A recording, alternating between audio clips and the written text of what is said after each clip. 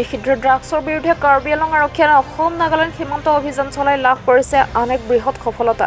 বহিৰাজ্যলৈ সৰবৰাহ কৰাৰ চেষ্টা চলোৱাৰ সময়তে বোকাজান মহকুমা ডিলাইত প্ৰায় 4 কোটি টকাৰ সন্দেহযুক্ত মৰ্ফিনসহ আৰক্ষীৰ জালত পৰে 2 সৰবৰাহকাৰী।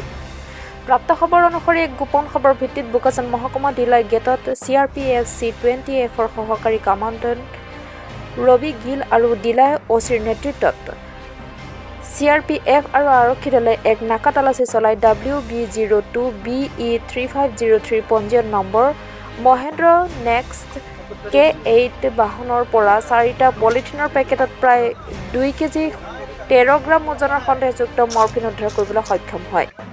মৰ্ফিনখিনি কৌশলগতভাৱে চালকৰ আসনৰ দৰ্জাৰ ভিতৰত লুকুৱাই আনিছিল সৰবৰাহকাৰীয়ে। এই সন্দৰ্ভত আৰক্ষীয়ে 2টা সৰবৰাহকাৰীক আটক কৰিবলৈ সক্ষম হৈছে।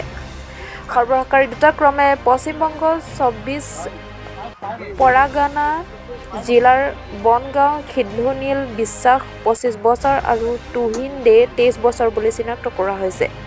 আৰক্ষীৰ প্ৰাথমিক জেৰাত সৰবৰাহকাৰী 2টাই মৰ্ফিনখিনিক হিমাৰ পৰা আনি পশ্চিমবংগৰ শিলগুৰিৰ এজন লোকক যোগান ধৰাৰ পৰিকল্পনা আছিল বুলি স্বীকাৰোক্তি দিয়ে।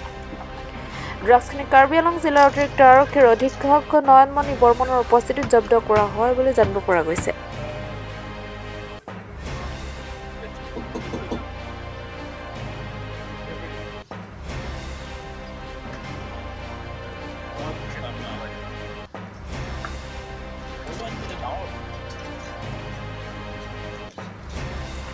Okay,